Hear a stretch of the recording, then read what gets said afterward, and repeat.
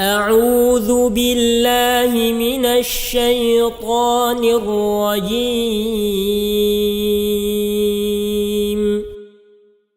بسم الله الرحمن الرحيم.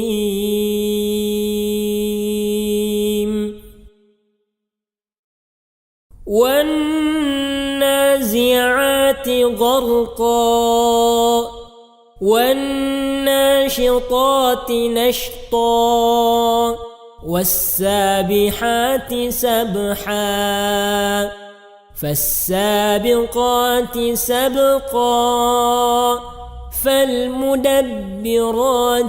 أمرا يوم ترجف الراجفة تتبعها الرادفة قلوب يومئذ واجفة أبصارها خاشعة يقولون أئنا لمردودون في الحافرة أئذا كنا عظاما نخرة قالوا تلك إذا كرة خاسرة فإنما هي زجرة واحدة فإذا هم بالساهرة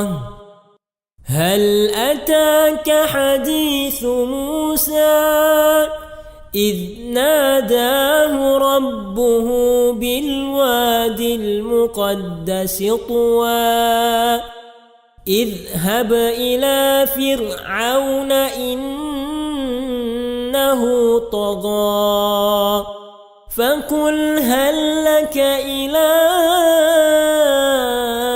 أن تزكى وأهديك إلى ربك فتخشى فأراه الآية الكبرى فكذب وعصى ثم أدبر يسعى فحشر فنادى فقال أنا ربكم الأعلى فأخذه الله نكال الآخرة والأولى إن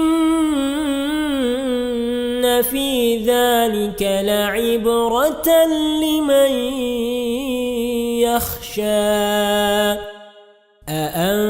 أأنتم أشد خلقا أم السماء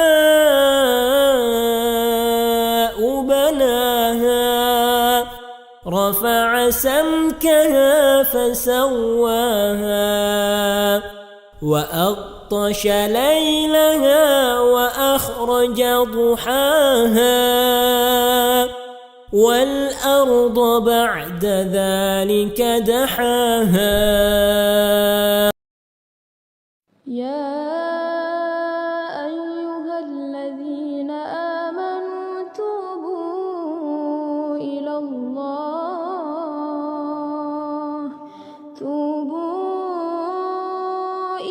فلا مضل له وما يضلل فلا هادي له وأشهد أن لا إله إلا الله وحده لا شريك له وأشهد أن محمدا عبده ورسوله اللهم صل على محمد وعلى آله وصحبه ومن اهتدى بهديه واستنى بسنته إلى يوم الدين أما بعد.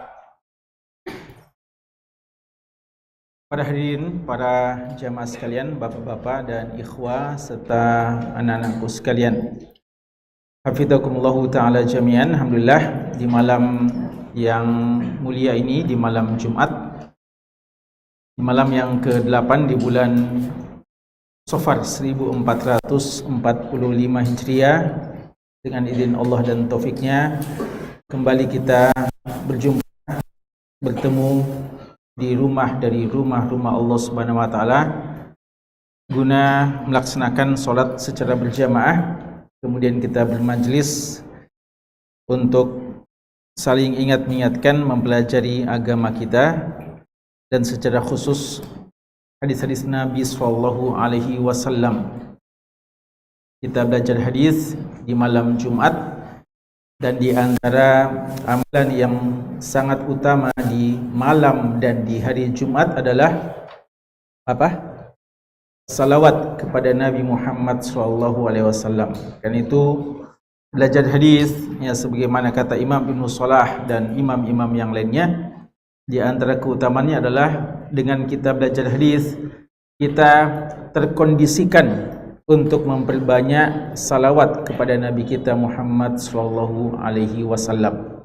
Karena itu jangan ya disia-siakan kesempatan ini ketika kita belajar hadis, apalagi di malam Jumat, ketika nama Nabi kita sallallahu alaihi wasallam disebutkan, maka kita juga diperintahkan untuk bersalawat kepada beliau.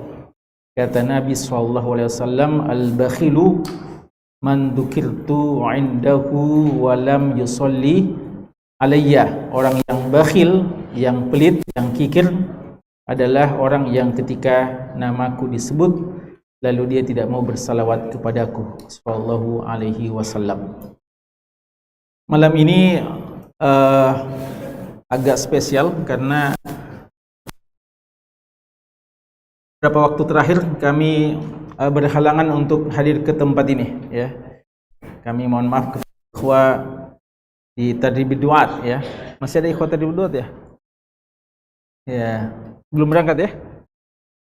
Malam terakhir ini, subhanallah, ya.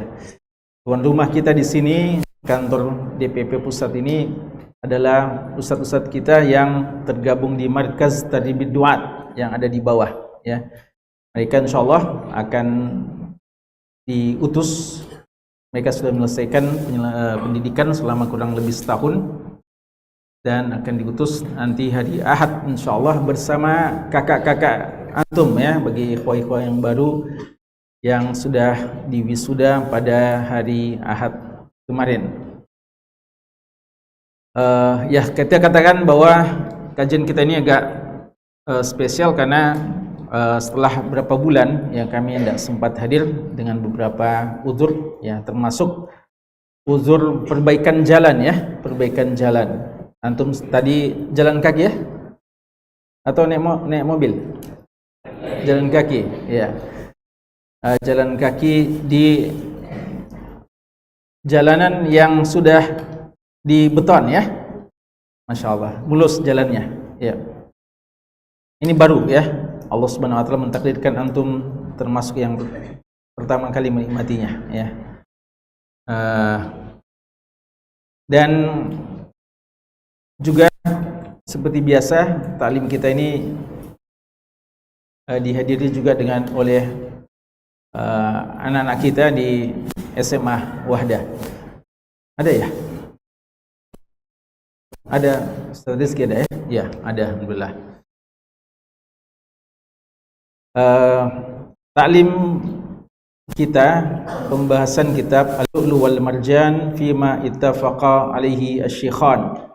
Pembahasan hadis-hadis yang paling sahih yang diriwayatkan oleh Imam Bukhari dan Imam Muslim yang dikumpul dalam satu buku yang berjudul Al-Lu'lu' wal Marjan, mutiara-mutiara hadis dari hadis-hadis yang diriwayatkan secara bersama oleh Imam Bukhari dan Imam Muslim.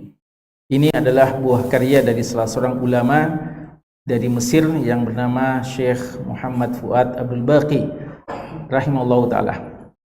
Talim kita sendiri ini sudah berlangsung sejak tahun 2011, ya.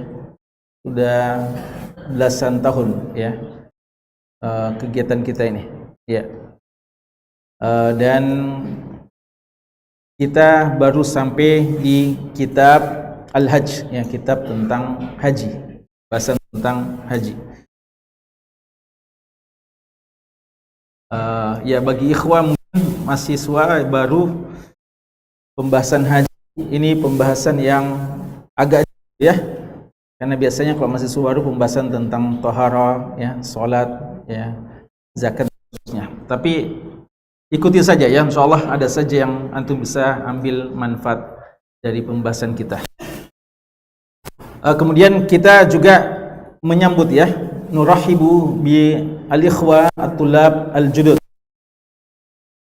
mahasiswa-mahasiswa yang baru dari sekolah tinggi ilmu dan bahasa Arab tiba Makassar. Dan tempat ini ya, bagi anak-anakku dari mahasiswa baru, tempat kita ini kantor pusat DPP Wahda Islamiyah ini juga pernah menjadi salah satu kuliahan Stibah. Antum sudah belajar tentang sejarah Stibah? Berapa kampusnya Stibah? 4. Apa yang pertama? Masjid Yudatul Ummah. Kedua? Apa? Kantor Wahda Islamiyah. Di sini ya. Di sini ya. Yang ketiga? Kasih ya. Yang keempat? Stibah sekarang ini. Masya Allah. Sudah pernah ke Yudatul Ummah? Oh iya. Belum ya? Usahakan. Sekarang DPP ya. Mungkin di antara saksi sejarah yang pernah kuliah di sini agak singkat kalau tidak salah, cuma berapa tahun saja. Ustadz Hashir pernah di sini kuliah? Ya, ini salah seorang alumni kita, ya, Ustadz Hashir Bashir. Beliau angkatan kedua, ya, angkatan kedua sama dengan Ustadz Kasman Bakri. Tahu Ustadz Kasman Bakri? Ustadz Dr. Kasman Bakri, wakil bidang akademik, ya. Beliau seangkatan, ya, termasuk menjadi saksi sejarah yang pernah kuliah di tempat ini. Yang ketiga kasih, ya. Nanti antum juga ke sana, ya. Perlu tahu bagaimana, antum bisa bayangkan bagaimana kira-kira mereka dulu kuliah di kasih itu, ya. Yang dari segi suasana kondisi mungkin kurang kondusif, tapi banyak melahirkan para alumni yang berprestasi dan berkualitas, ya. Karena kadang fasilitas tidak menjanjikan kualitas, kadang, ya, dan kadang bisa dipadukan antara keduanya. Karena itu kan menjadi alasan persoalan fasilitas untuk kita tidak berkualitas. Dan tadi antum jalan kaki berapa kilo? 5 kilo ya? Ada yang hitung? 6? 4? Ya, ikhtilaf ya. 4, 5, 6 ya. Memang kalau sudah jadi mahasiswa Stibah sudah harus terbiasa dengan perbedaan pendapat, ya. 4, 5 atau 6 kilo. Mungkin bagi sebagian antum sudah terbiasa berjalan kaki di kampung. Ada? Yang sudah biasa 4 kilo, 5 kilo, 6 kilo. Ada ya? Siapa yang biasa? Masya Allah. Ya, jadi tidak terasa tadi ya? Tidak terasa, apalagi rame-rame. Tapi mungkin ada sebagian yang baru pertama kali disuruh jalan jauh-jauh seperti ini. Ada? Siapa? Antum? Bagaimana tadi? Enggak pingsan, enggak, ya? Enggak ada masalah ya? Enggak ada masalah, ya. Ini semuanya insya Allah langkah-langkah antum akan menjadi saksi-saksi yang baik bagi antum semuanya, ya. Sejak antum tinggalkan Stibah, berjalan kaki sampai di tempat ini, insya Allah tempat-tempat yang antum lalui akan menjadi sejarah, ya, atau saksi sejarah yang terbaik untuk antum. Yauma idin tuhaddisu akhbaraha. Di hari kiamat bumi ini akan menjadi saksi bagi kita semuanya. Tempat-tempat yang kita pernah lalui dalam ketaatan kepada Allah akan menjadi saksi bagi kita. Dan Nabi SAW pernah bersabda, manik barrat qadamahu fi sabilillah harramat alaihima an-nar, ya. Siapa yang kedua kakinya berdebu dalam perjalanan fisabilillah. Perjalanan fisabilillah ini mungkin jihad fisabilillah, dalam peperangan fisabilillah, dan mungkin juga berjalan kaki dalam ketaatan kepada Allah seperti menuntut ilmu. Karena hadis ini pernah juga disebutkan oleh sahabat terkait dengan orang yang berjalan kaki pergi ke masjid untuk sholat Jumat. Hadis ini juga disebutkan. Berarti maknanya bisa secara umum. Orang yang berjalan kaki dalam ketaatan kepada Allah, maka kaki-kaki yang berdebu dalam rangka ketaatan kepada Allah ini diharamkan baginya dari neraka Allah Subhanahu wa ta'ala. Dan kalau saja ada orang-orang yang rela berdebu kakinya menempuh jalan yang sangat jauh untuk kemaksiatan, dan itu tidak sedikit, maka sepatutnya orang-orang yang menginginkan surga Allah, menginginkan derajat tinggi di sisi Allah, itu lebih semangat lagi dalam melakukan mujahadah-mujahadah yang seperti ini. Dan apa yang kita lakukan sedikit dari tradisi para ulama-ulama salaf terdahulu, utamanya mereka-mereka yang menuntut ilmu hadis. Karena wahyu itu ada dua, Al-Quran dan As-Sunnah. Untuk Al-Quran telah dikumpulkan sejak masa Abu Bakar radhiyallahu ta'ala anhu, lalu diteruskan nanti masa Utsman dan seterusnya, sehingga mereka tidak memerlukan perjalanan jauh untuk mendapatkan Al-Quran. Sudah ada di depan mereka Al-Quran yang dikumpulkan. Tapi sunnah hadis itu tersebar di berbagai penjuru bumi ini. Para sahabat yang dulu datang kepada Nabi SAW, di antara mereka ada yang cuma 1-2 hari saja, lalu pulang ke kota-kota mereka, bahkan ke negeri mereka, terpencar, sehingga masing-masing membawa hadis-hadis yang pernah mereka lihat dan pernah mereka dengarkan dari Nabi SAW. Untuk mengumpulkan semuanya ini memerlukan mujahadah, ya. Jangan antum bayangkan hadis yang sekarang terkumpul dalam satu buku ini, dia terkumpul sejak dahulu. Tidak, membutuhkan usaha dari para ulama kita. Al-Imam Al-Khatib Al-Baghdadi rahimahullahu ta'ala, salah seorang ulama besar di bidang hadis di abad ke-5 Hijriah, ya, beliau wafat tahun 463 Hijriah.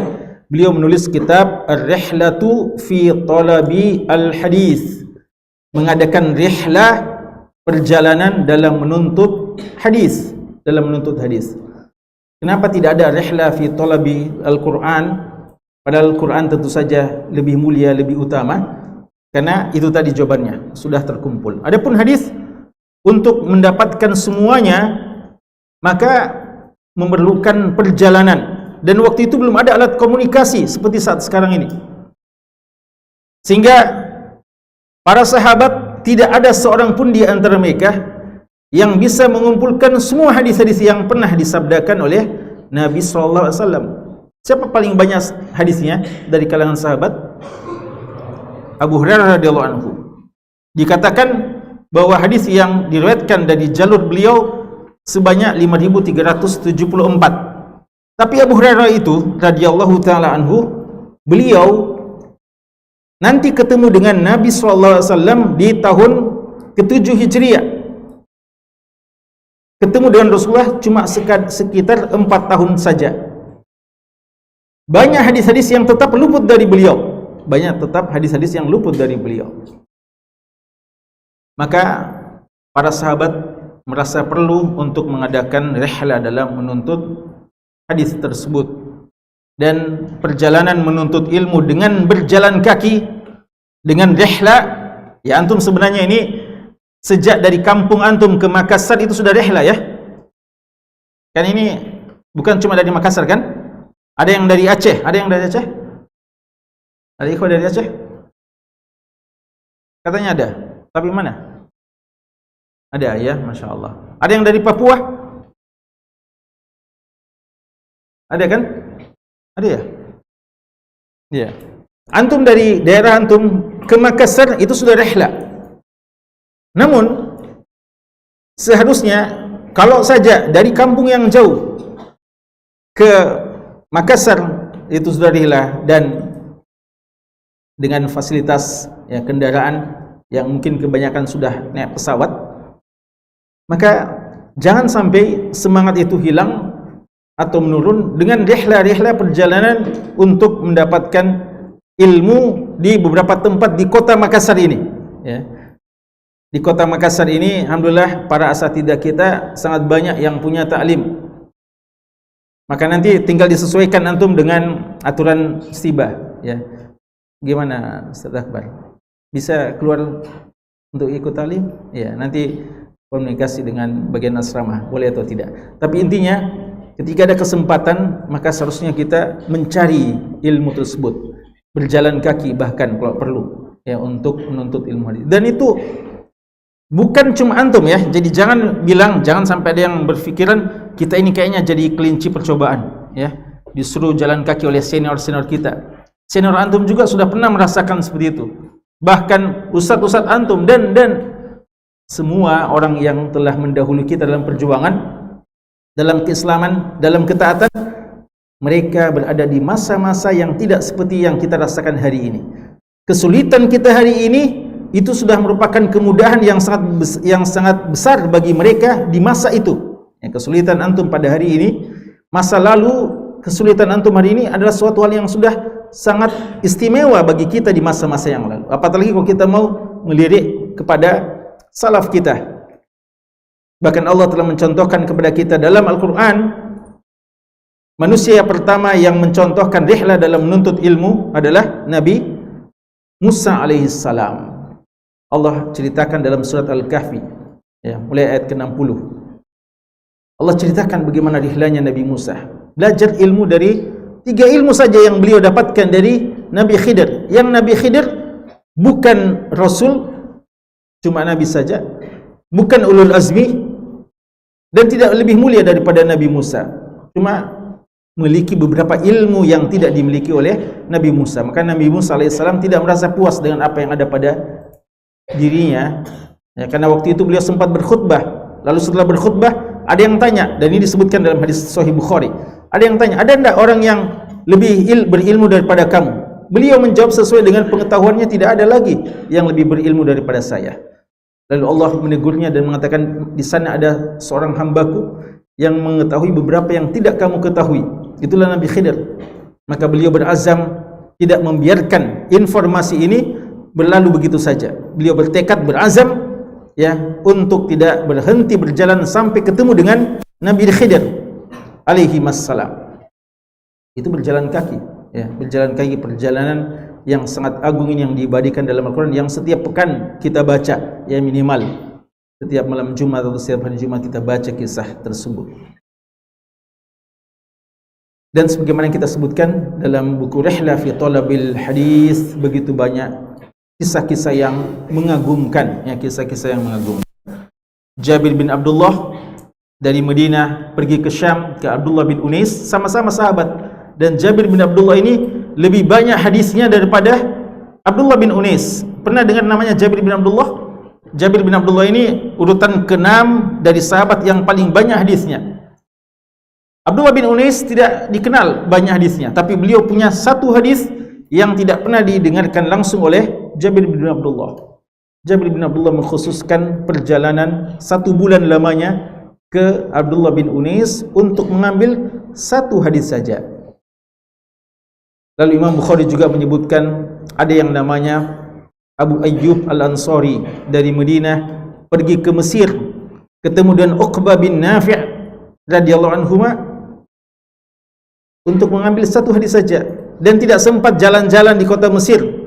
Begitu selesai, masih di kendaraannya, begitu selesai mendengarkan hadis, langsung balik lagi untuk melakukan perjalanan 1 bulan demi ilmu, demi satu hadis. Dan tabi'in yang mulia Sa'id bin Musayyib mengatakan, kami melakukan perjalanan berhari-hari untuk mendapatkan satu hadis saja ya, dan sangat banyak kisah-kisah seperti itu. Maka untuk mendapatkan keberkahan ilmu yang pernah mereka dapatkan, Di antaranya adalah kita membiasakan untuk meraih keberkahan ilmu ini dengan mujahadah dan mujahadah, ya, dengan mujahadah.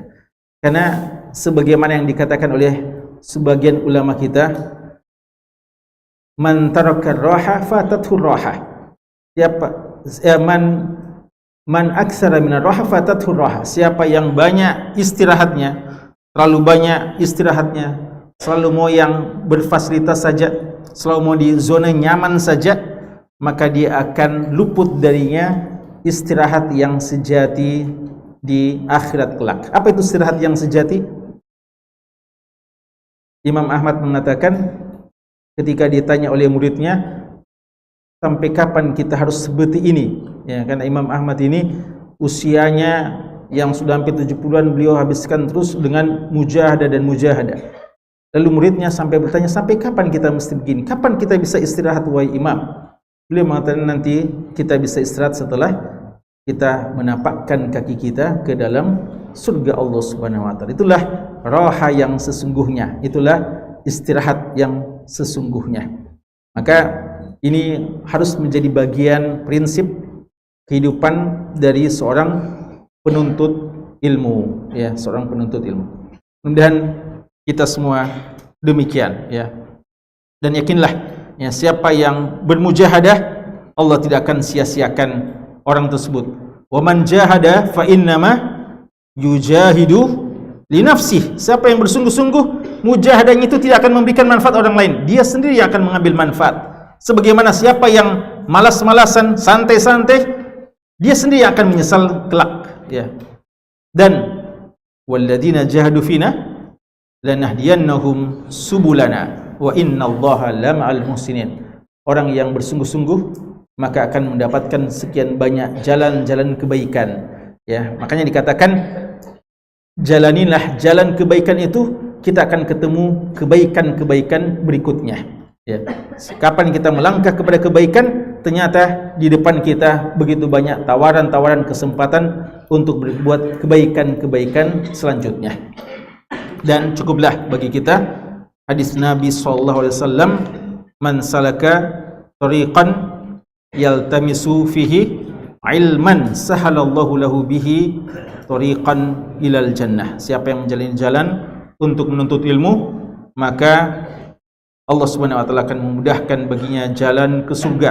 Hadis ini isyarat bahwa jalan ke surga penuh dengan rintangan, tidak mudah, tapi akan dimudahkan bagi orang yang berjalan dalam jalan menuntut ilmu, ya. Karena itu perlu untuk kita ihtisab mengharapkan pahala dari Allah Subhanahu wa taala. Ya, karena itu jangan sampai ada yang marah-marah, dongkol, jengkel sama panitia. Apa-apaan panitia ini? Ya, kasih jalan-jalan kita. Terima kasih kepada mereka, ya. Insyaallah apa yang mereka lakukan mengkondisikan antum untuk ketaatan-ketaatan yang seperti ini. Kalau antum jengkel-jengkel, marah-marah, dikhawatirkan tidak akan mendapatkan pahalanya, ya. Tapi antum ihtisab, maka pahala yang besar ada di sisi Allah Subhanahu wa taala. Bab kita malam hari ini adalah bab ma yalzam man tafa bil baiti wa sa'a minal baqa alal ihram wa tarkit tahallul. Bab tentang apa yang harus bagi orang yang melakukan tawaf di Ka'bah dan sa'i, lalu dia tetap dengan ihramnya dan tidak melakukan tahallul. Nah, ini maksudnya bagi orang yang melakukan haji ifrad, ya, haji ifrad. Tahu haji ifrad? Berapa jenis haji?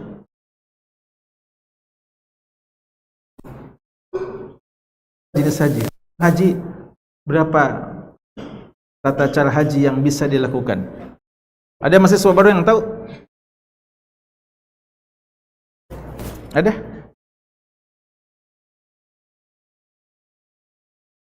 Ifrad, qiran, dan tamattu, ya.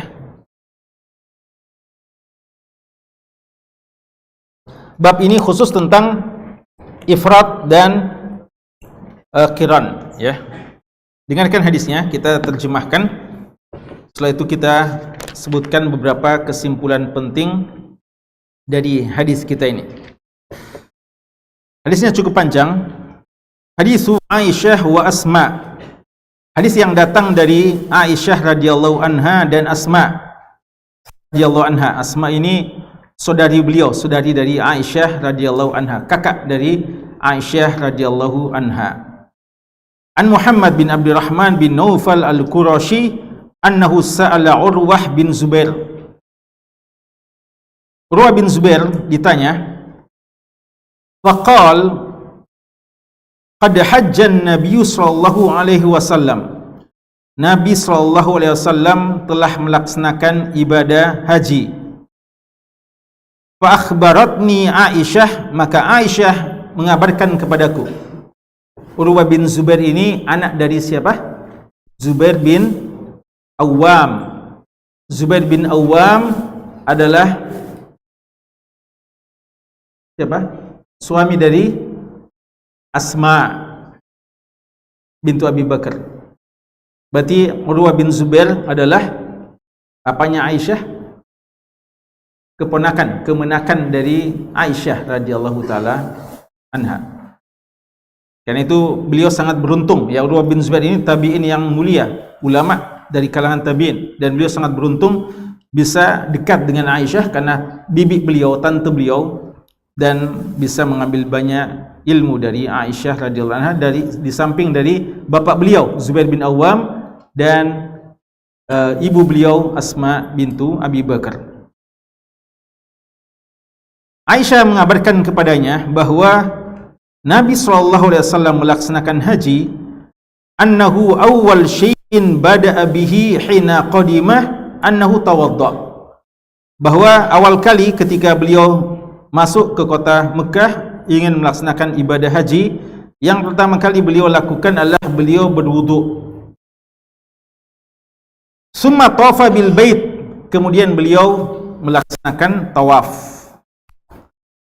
Summa lam takun umrah, kemudian setelah tawaf beliau tidak melanjutkan dengan umrah. Ya kan, hajinya haji apa? Ifrad, bukan haji tamattu'. Kalau haji tamattu' itu umrah dulu lalu nanti haji. Kalau ini ifrad cuma apa? Haji saja, ya.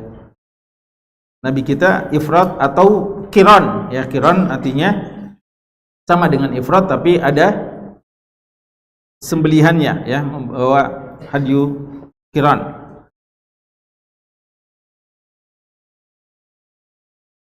Summa hajja Abu Bakrin, kemudian setelah beliau Abu Bakar radhiyallahu anhu juga haji. Fakana awwala syai'in bada bihi tawaf bil bait, dan awal kali beliau mengamalkan adalah juga tawaf. Summa lam takun umrah, dan tidak melaksanakan umrah, artinya tidak tamattu. Summa Umar, kemudian Umar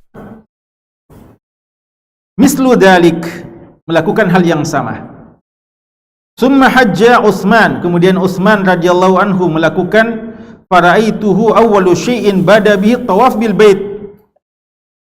Awal kali yang saya lihat dari beliau adalah beliau pertama kali melakukan tawaf. Summa lam takun umrah, kemudian tidak melakukan umrah. Summa Muawiyah, kemudian setelah beliau Muawiyah bin Abi Sufyan. Wa Abdullah bin Umar, kemudian Abdullah bin Umar. Summa hajjajtu ma'a abi, kemudian saya berhaji bersama bapak saya. Siapa bapaknya? Ini yang ceritakan siapa? Urwah bin Zubair, ya. Siapa bapaknya? Zubair bin Awam. Fakana awwala syai'in bada bihi tawaf bil baiti summa lam takun umrah. Sama saja dengan sebelumnya, cuma haji dan tidak umrah. Summa ra'aitul muhajirin wal ansar yaf'aluna dzalik. Kemudian saya juga melihat kaum muhajirin dan kaum ansar melakukan hal yang sama. Summa lam takun umrah. Summa akhir man ra'aitu fa'ala dzalik Ibnu Umar. orang yang paling terakhir kata beliau saya lihat melakukan semacam ini, yaitu haji ifrad saja, bukan tamattu, adalah Abdullah bin Umar radhiyallahu anhuma. Summa lam yanqudha umrah, beliau tidak batalkan dengan melaksanakan umrah. Wa hada Ibnu Umar, dan ini Abdullah bin Umar, indahum fala yas'alunahu, waktu itu ada Abdullah bin Umar dan mereka tidak bertanya kepada Abdullah bin Umar, wala ahadun mimman madah, dan orang-orang sebelum dia, makanu yabda'una bi syai'in hatta yada'u aqdamahum minat tawaf bil bait. Ya, mereka semua melakukan seperti itu. Tsumma la yahilluna, dan mereka tidak tahallul. Wa qad ra'aitu ummi wa khalati, dan saya telah melihat ibu saya. Siapa ibunya? Asma bintu Abi Bakar. Wa khalati, apa artinya khalah? Apa artinya khalah? Bibi. Kalau ammah, bibi juga. Apa bedanya? Ammah, bibi dari saudara bapak, saudari bapak. Khalah, saudari ibu. Jadi siapa khalah yang dimaksudkan? Aisyah radhiyallahu anha. Urwah mengatakan, saya melihat ibu saya dan bibi saya hina taqdaman la tabtadi'ani bi syai'in awwal min al-baiti tatufani bi thumma la tahillani. Sama dengan itu ya, tidak melakukan tahallul. Wa qad akhbaratni ummi, dan ummi saya mengabarkan kepada saya, annaha ahallat hiya wa ukhtuha wa Zubair wa fulan bi umrah. Hingga akhirnya ibu saya memberitahukan bahwa beliau dan saudarinya, yaitu Aisyah dan Zubair dan beberapa orang-orang, akhirnya berihlal untuk umrah. Falamma masahu ar-rukna, ketika mereka menyentuh ar-rukn. Apa yang dimaksudkan rukun? Hajar Aswad ya, Hajar Aswad. Apa yang dilakukan di Hajar Aswad? Dicium Hajar Aswad, takbil. Tapi kalau tidak bisa dicium, dia apa? Disentuh ya. Ketika mereka telah menyentuh Hajar Aswad, hallu, maka mereka bertahallul. Ini nanti akan ada penjelasannya. Ini kisah cukup panjang. Apa kesimpulannya? Beberapa kesimpulan penting. Catat ini ya, bagi ikhwah ya. Ada yang punya buku di sini? Mahasiswa baru, ada yang punya buku? Tidak ada ya. Pelajaran pertama dari hadis kita ini, masyru'iyatul wudu' li tawaf. Disunnahkannya atau disyariatkannya wudu ketika mau tawaf. Bahwa tawaf itu seperti solat, harus dengan apa? Dengan wudu. Makanya wanita haid boleh tidak tawaf? Boleh? Tidak boleh. Boleh sa'i? Wanita haid boleh sa'i ya, karena sa'i tidak harus wudu. Adapun tawaf harus wudu ya. Ada darurat-daruratnya, tapi itu pembahasan nanti ya. Asalnya tawaf itu harus disertai dengan wudu. Kemudian yang kedua, dari hadis ini bahwa seorang yang berihram, melakukan ihram dengan niat haji ketika masuk kota Mekah, maka hal yang pertama kali dilakukan ialah tawaf yang dinamakan dengan tawaful qudum. Jadi seorang yang niat haji telah mengatakan labbaik Allahumma hajja. Awal kali ketika dia datang ke kota Makkah, maka dia masuk ke Ka'bah atau masuk ke Masjidil Haram, hal yang pertama kali dia lakukan adalah melakukan tawaf yang dinamakan tawaf qudum. Walam yasyuk alaihi, selama tidak menyulitkan bagi dia ya, karena ada kadang kita masuk kota Mekah tapi keadaan sangat padat sehingga kita mesti istirahat dulu di hotel atau di tempat tertentu. Namun selama memungkinkan, tempat yang seharusnya kita langsung tuju dan nilai yang kita cita-citakan sejak lama ya, kita mau ketemu, kita mau melihat rumah Allah, Ka'bah, maka sepatutnya kita dahulukan untuk datang ke Ka'bah. Au yakunu ma'ah rufqah au hamlah an lahum tartibun khas, ya, kecuali yang memang mungkin bersama dengan dia ada rombongan atau sudah ada janjian, mungkin subuh saja, ya, kalau dia tiba malam, itu lain lagi masalah. Tapi selama memungkinkan untuk pertama kali langsung ke Ka'bah, maka itu yang lebih afdal. Yang ketiga, tahiyatul bait. Apa penghormatan kepada Ka'bah, Masjidil Haram? Adalah tawaf. Maka jika kita bisa mengerjakan tawaf, dianjurkan untuk memulai dengan tawaf 7 kali putaran. Kemudian setelah tawaf, apa yang disunahkan? Salat 2 rakaat, ya. Di mana? Di Maqam Ibrahim, belakang Maqam Ibrahim, selama memungkinkan. Kalau tidak, cari tempat yang lowong di lingkup Masjid Haram, ya. Dan setelah itu tidak perlu lagi tahiyatul masjid, ya, tidak perlu lagi tahiyatul masjid. Jadi kalau kita masuk Masjidil Haram, kalau kita masuk masjid ini masjid apa namanya masjid ini?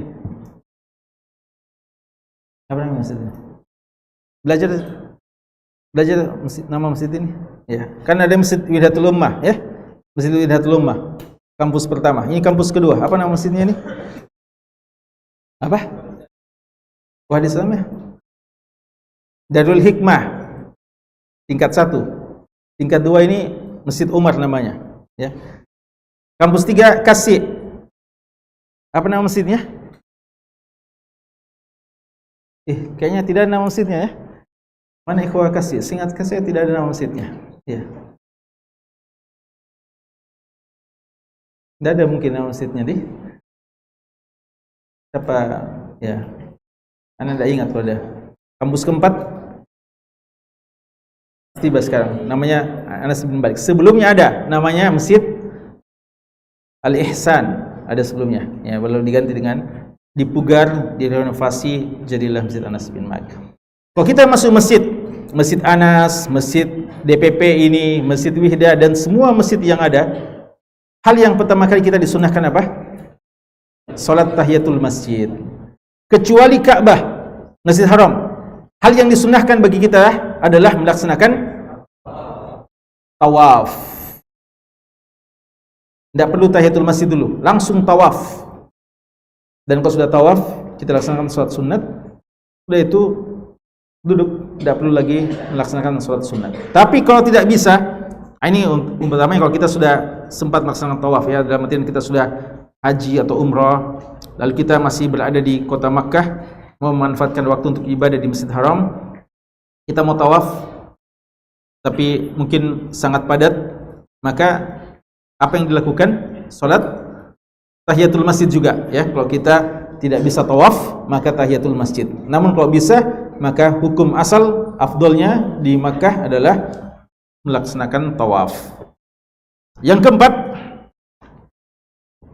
hadis ini menjelaskan kepada kita bahwa tidak dibolehkan tahallul hanya setelah tawaf kudum, atau maksudnya kalau kita sudah tawaf kudum, baru tawaf kudum yang kita lakukan, maka belum dibolehkan untuk melakukan apa? Tahallul. Kan itu baru satu rangkaian, masih ada rangkaian seterusnya, ya. Kalau kita ifrat, kalau kita tamattu, ya, umroh dulu. Kalau sudah selesai umroh, rangkaiannya baru tahallul. Tapi ini ifrat, ya. Ini hadis ini menjelaskan tentang hadis ifrat. Yang kelima, hadis ini menjadi dalil bagi orang yang ulama yang berpendapat bahwa siapa yang telah niat haji, entah haji ifrat atau haji qiran, maka dia tidak membatalkan niatannya untuk berubah menjadi haji apa? Tamattu'. Karena dalam hadis ini tidak disebutkan para sahabat-sahabat mengganti niatan hajinya. mereka ifrat, begitu mereka lakukan, tidak ada merubah niat. Tapi ini ada khilaf. Yang benar dibolehkan.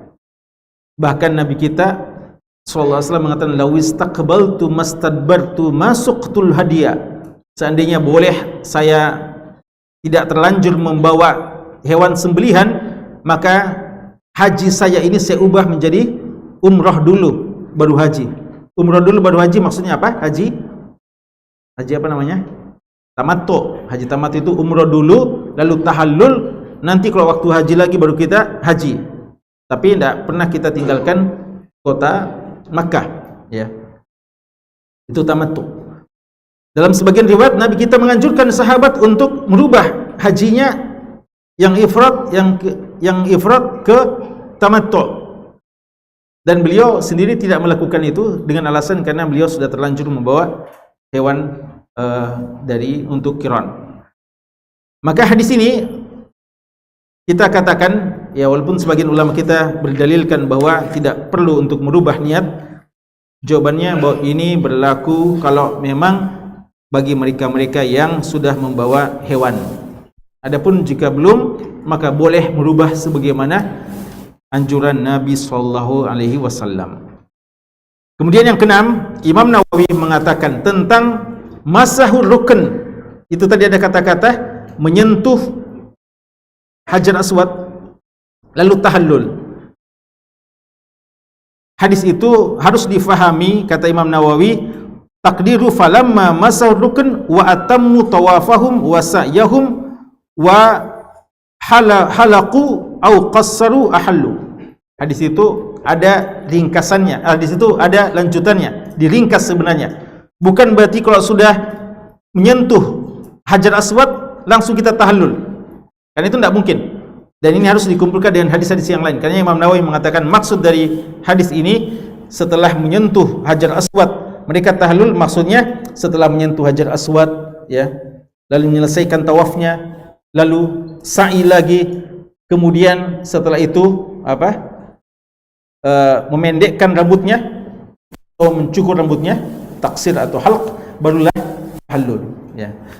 Ini difahami seperti itu dengan mengkompromikan dengan hadis-hadis yang lain, ya, karena memahami syariat itu tidak boleh dengan satu hadis, ya.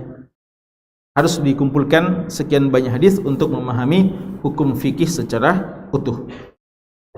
Yang keenam, maksud dari yang ketujuh, hadis ini menjelaskan bagaimana keutamaan para sahabat-sahabat yang mulia, di mana mereka berusaha untuk mengikuti contoh teladan dari Nabi Muhammad SAW. Kenapa Abu Bakar melakukan itu? Umar, Utsman, Muawiyah, ya. Kemudian juga ya Zubair bin Awam, Abdullah bin Umar dan sahabat-sahabat yang lain, Asma, ya, dan seterusnya. Karena mereka mencontohi Nabi SAW. Mereka kalau tahu begitu contoh dari Nabi, maka mereka berusaha untuk persis dengan Nabi SAW. Pernah kita baca beberapa hadisnya. Di antara sahabat ketika ditanya, kamu ini waktu ihram niatanmu apa? Apakah qiran, tamattu atau ifrat? Dia bilang, saya waktu melakukan ihram, saya berniat, saya berihram dengan ihram yang dilakukan oleh Nabi SAW. Beliau belum tahu kira-kira itu Nabi ihramnya tamattukah, ifratkah, atau qiran. Karena tidak tahu, dia bilang pokoknya niatan saya adalah saya melakukan haji sesuai dengan niatan Nabi SAW. Pelajaran penting dari ini semua adalah bagaimana mereka hanya menjadikan Nabi kita SAW sebagai tempat untuk ittiba, mengambil sunnah, ya, uswah. Makanya dinamakan dengan apa? Tauhidul apa? Apa namanya? Tauhid apa yang dalam persoalan mengikuti sunnah? Tauhidu al-mutaba'ah, ya, tauhidul mutaba'ah. Kita menjadikan ittiba kita adalah kepada Nabi Muhammad SAW. Kullun yu'khadu min qawlihi wa yurad illa sahiba hadal qabr. Semua orang bisa diterima perkataannya, bisa ditolak, kecuali pemilik kuburan ini, yaitu Nabi Muhammad sallallahu alaihi wasallam. Masih ada satu hadis pendek ya, tapi waktu ya kita cukupkan dulu ya, karena ikhwah ini mau nanti siap-siap juga untuk pulang. Pulang jalan kaki lagi ya? Ya. Oh, PT-PT ya. Sedih antum pulang PT-PT? Mau jalan kaki? Ada yang mau jalan kaki?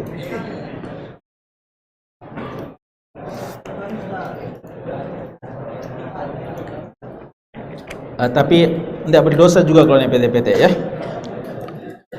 Dalam hadis Aisyah mengatakan, karena Rasulullah SAW idza khuyira bainal amrayni ikhtara aisarahumah ma lam yakun isma. Kalau beliau diberikan dua pilihan, maka beliau pilih hal yang termudah selama dia bukan dosa. Itu kalau dalam urusan-urusan duniawi ya, urusan-urusan duniawi ya. Karena itu antum harus terima keadaan ini, keputusan ini ya, bahwa antum harus naik PT-PT ya. Sebagaimana antum diharuskan naik mobil, naik jalan kaki tadi, maka harus juga antum menerima takdir antum naik PT-PT ya. Pernah naik PT-PT? Oh, pernah ya. Saya kira tidak ada PT-PT di kampung antum ya. Tapi bagi yang mau ya, kalau ada panitia yang mau mendampingi, tidak ada masalah juga. Karena hadis tentang keutamaan berjalan kaki pergi ke masjid dan dicatat pahala, setiap langkah dicatat pahala. Dalam hadis itu tidak hanya disebutkan dalam perjalanannya, tapi juga dalam pulangnya ya. Dalam pulangnya juga mendapatkan pahala sama, dicatat langkah-langkahnya. Tapi mungkin pertimbangan panitia, setelah ini masih ada materi, masih ada ya? Kegiatan di kampus. Karena itu kalau antum jalan kaki mungkin nanti tidak bisa maksimal mengikuti materi, terlambat makan dan seterusnya. Karena itu sekali lagi terima keputusan ini dengan penuh lapang dada ya. Barakallahu fikum wa sallallahu ala nabiyina Muhammad wa ala alihi wasallam walhamdulillahi rabbil alamin. Ya